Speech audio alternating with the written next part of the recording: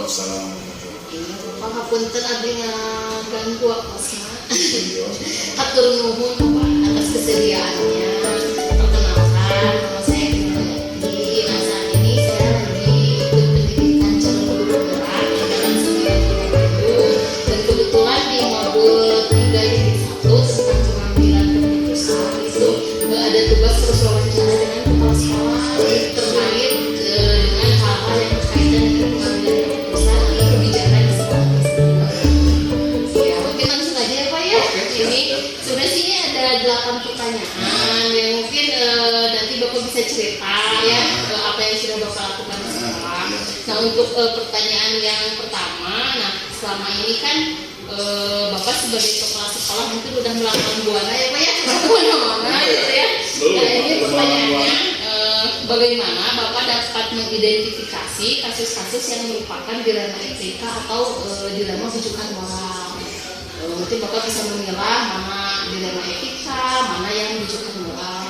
Bagaimana caranya selama ini? Memang yang namanya dilema etika sama rujukan moral itu kan perbedaan cukup jelas gitu ya. Kalau yang etika itu kan dia seharian bisa jadi itu benar dengan benar, tergantung kita bagaimana cara membedakannya sebagainya. Untuk yang rujukan moral ini sama sekali tidak boleh dilakukan ya, karena dia itu kan bertentangan dengan hukum dan sebagainya gitu. Untuk bisa membedakannya, makanya yang pertama yang harus kita lakukan itu adalah kita mengetahui tentang regulasi yang ada. Itu penting gitu. Jadi peraturan yang ada kita harus pelajari betul-betul, misalnya di PPDB. Di dalam PPDB itu penerimaan pasal baru banyak sekali, baik itu rujukan moralnya juga banyak. Misalnya kita sebagai kepala sekolah, sebagai pimpinan bisa menentukan, kita harus betul-betul menguasai regulasi apa saja yang bisa dilakukan oleh kita sebagai kepala sekolah. Nah, ketika misalnya ada seorang dengan rujukan moralnya kepada kita memberikan sesuatu janji untuk memasukkan anaknya ke sekolah, itu jadi tidak boleh dilakukan. Kenapa tidak boleh dilakukan? Karena ini melanggar peraturan-peraturan yang ada di PPDB, baik itu di perwalnya atau peraturan secara nasional juga tidak boleh. Gitu ya. Tapi kita misalnya kalau misalnya di dalam pelaksanaan kegiatan etika yang benar dengan benar, mana yang harus terpilih dan sebagainya. Dan ini juga kita harus menggali data-data secara komprehensif. Kita tidak boleh memutuskan begitu saja. Makanya kita dalam putusan itu diusahakan sebagai pimpinan itu jangan terburu-buru. Nah, ini biasanya ketika saya belum mengikuti kegiatan CGP pun kegiatannya itu biasanya keputusan itu saya laksanakan secara terburu-buru gitu ya. Padahal nyantai lah gitu, diingat-ingat dulu. Ketika misalnya anak kesiangan, anak tersebut kita harus tanya dulu kenapa sampai kesiangan. Jangan sampai kita langsung menentukan sesuai dengan regulasi yang ada. Misalnya pas sampai kesiangan, anak sudah kesiangan terus, maka tidak boleh masuk. Misalnya pas pelajaran pertama dia harus membaca Al-Quran di masjid misalnya. Kita tanya dulu kenapa kesiangan. Kalau kesiangan logikanya misalnya dia itu banyak bocor misalnya, atau dia membantu dulu ibunya yang di pasar, atau ada orang tuanya atau saudaranya yang sakit, berarti kan ada pengecualian untuk anak ini bisa dimasukkan langsung ke kelas karena memang bukan hal yang sengaja dan ada alasan yang kuat kenapa anak tersebut tidak dikenakan hukuman misalnya tidak dilakukan sama yang lain sesuai dengan keyakinan kelas misalnya. Nah, gimana Pak kalau misalnya terjadi kasus nih yang sama-sama benar gitu ya, jadi Bapak harus mengambil sebuah keputusan di mana keputusannya dilema, ngambil keputusan A benar, ngambil keputusan B juga benar gitu, atau sebaliknya kedua-duanya menimbulkan masalah, misalkan kedua-duanya juga salah gitu. Nah, jadi ketika kita memutuskan suatu perkara kita harus melihat dulu sejauh mana risiko yang ditimbulkan dari keputusan kita. Jadi cukup pariwas nama orang teh kada asak-asak mikirnya dibuang utakkeun gitu. Jadi mana kira-kira yang menimbulkan efek negatif yang paling besar kita melaksanakan keputusan tersebut. Misalnya ketika ada guru yang sering tidak masuk dan sebagainya, kita harus memang menanyakan dulu coaching dan sebagainya. Akhirnya kita bisa mengetahui akar masalah dia itu apa. Misalnya kalau masalahnya kerjanya utang BJB atau utang di mana-mana, itu akhirnya mendatang aja jadi ojol misalnya karena harganya habis dan sebagainya. Ketika kita menerapkan peraturan, betul kan? Kita misalnya menerapkan sanksi SP1 misalnya kepada dia atau sebagainya, itu benar. Tapi ketika misalnya unsur kasihan kita juga muncul pada dia untuk memperbaiki diri juga, itu juga benar, tidak apa. laksanakan gitu. Nah, jadi untuk memutuskan keputusan itu kita harus tahu dulu latar belakangnya, terus regulasinya seperti apa, laksanakan. Nanti betulnya untuk tahapan-tahapan dalam pengambilan keputusan kan ada berapa tahapan? 9 ya. Nah itu tahapan-tahapan itu kalau step by step gitu kan, kalau yang di CGP itu dilaksanakan ya. Tapi nanti setelah pelaksanaan di lapangan, tahapan-tahapan itu akan dilaksanakan sendiri oleh kita. Jadi istilahnya jam terbang gitu. Ya, jadi kita tahu pelaksanaan seperti ini, nanti juga kan jadi kalau kita berbicara tentang bagaimana cara mengambil keputusan agak sulit kalau posisi kita bukan orang yang memutuskan. Tapi nanti setelah ibu misalnya terus CGP terus jadi kepala sekolah, nah nanti bisa ketemu sendiri. Langkah-langkahnya itu. Yang Bapak ambil Mas selama ini tuh tadi melakukan coaching dulu, terus menyamakan regulasi, seperti apa, barulah mengambil sebuah keputusan. Gitu. Tidak selalu berdasarkan aturan ya Pak ya. Ada juga berdasarkan rasa kasihan tadi ya. Betul. Nah, hal-hal apa saja yang selama ini Bapak anggap efektif ketika mengambil sebuah keputusan yang dirasa sudah efektif gitu? Ya, yang efektif itu pertama keteladanan ya. Jadi kita tidak mungkin kita melaksanakan suatu keputusan bila kita sendiri tidak melaksanakan. Misalnya guru kesiangan, kebenaran, orang melaksanakan keputusan terhadap guru tersebut. Nanti kalau misalnya kita sendiri tidak mentaati peraturan tersebut kan bisa malah ke guru tanya. Yang kedua memang tahapan-tahapan yang seperti kita lakukan itu memang seharusnya dilaksanakan dulu keyakinan bersama gitu ya di guru. Memang secara di kita belum tercatat gitu ya, tapi secara komitmen kan sudah pada tahu, sudah pada mengerti. Akhirnya ini yang sudah bagus itu adalah kebersamaan di dalam pelaksanaan peraturan yang ada itu. Jadi cepat pasal dulu dicarikan guru itu cukup dicontohkan gitu. Dan yang satu ya Pak ya. Keteladanan itu juga penting. Tapi kita juga tidak boleh membiarkan guru. Kita harus kalau karena kita paradigmanya sekarang kepala sekolah itu adalah pelayan, maka kalau kita memberikan pelayan sebaik-baiknya, ajak ngobrol dan sebagainya, guru jangan sampai didiamkan.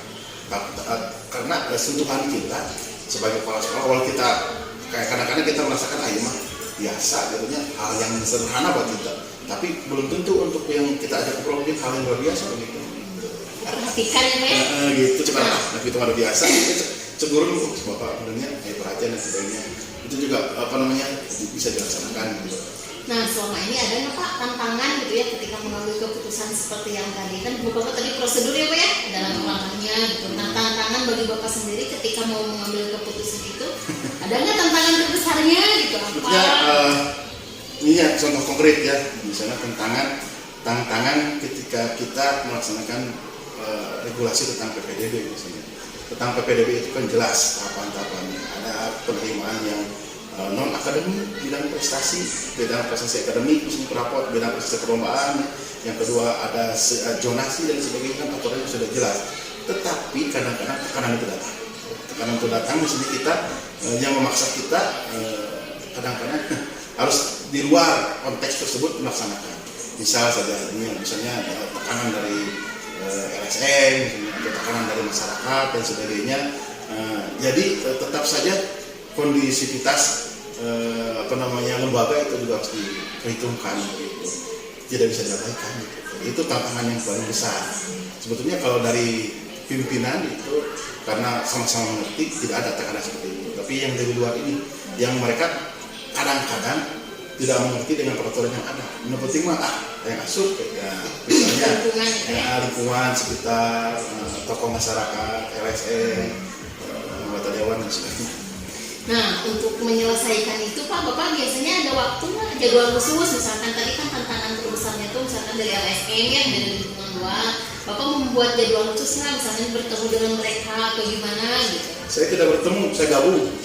Nah, ini jadi gini, kita lihat dulu di daerah sekitar kita itu, karena itu tantangan dari saya melihat ini unsur tokoh masyarakat, unsur LSM itu dapat mengaruhi kita, bahkan sampai kita melanggar tentang moral tersebut ya, rujukan moralnya terbuat. Maka yang tindakan yang saya lakukan adalah saya bergabung dengan salah satu LSM tersebut. Yang saya lihat LSM yang paling berpengaruh di sini penyelidikan adalah FKPP. saya gabung di sana dan tidak tahu-tahu saya langsung jadi wakil ketua umum di SKPP. Jadi untuk masalah yang tersebut itu saya sudah tangani. Jadi karena saya sudah gabung dengan LSM, alhamdulillah sampai sekarang tidak ada LSM di sini. Begitu diantaranya. Nah, kira-kira Pak yang menyebabkan tadi kan alhamdulillah terselesaikan dengan baik ya Pak ya, kesini benar, kesini benar, jadi keputusannya insya Allah tepat ya Pak. Nah, kira-kira menurut Bapak sendiri nih, faktor-faktor apa saja nih yang tadi itu keputusan itu menjadi tepat gitu ya, keputusan yang Bapak ambil itu tepat gitu. Jadi yang paling utama itu adalah seperti tadi ya, jadi keputusan itu tepat karena dia sesuai dengan regulasi yang ada. Maka kita harus harus membaca atau harus memahami tentang peraturan yang kita laksanakan. Misalnya kita sekarang tentang PMM yang kita harus laksanakan, kita harus baca, kita harus paham betul tentang apa yang kita laksanakan, dan bukan hanya paham, kita pun laksanakan, mengerjakan. Jangan sampai kita tidak tahu dengan proses, tidak tahu dengan kegiatannya, termasuk kegiatan yang lainnya pun, misalnya kegiatan pelaksanaan PPDB, kegiatan pelaksanaan asesmen dan sebagainya. Yang pertama kita harus tahu regulasinya. Laksanakan regulasi itu. Kalau kita melaksanakan regulasi itu, maka kita akan di-track. Adapun tadi misalnya ada pengatur diskresi dan sebagainya, memang kadang-kadang terjadi, dan yang diutamakan adalah kondusivitas satuan pendidikan. Bagaimana pendidikan ini, satuan pendidikan bisa berjalan, melaksanakan KBM secara baik. Dan memang sebetulnya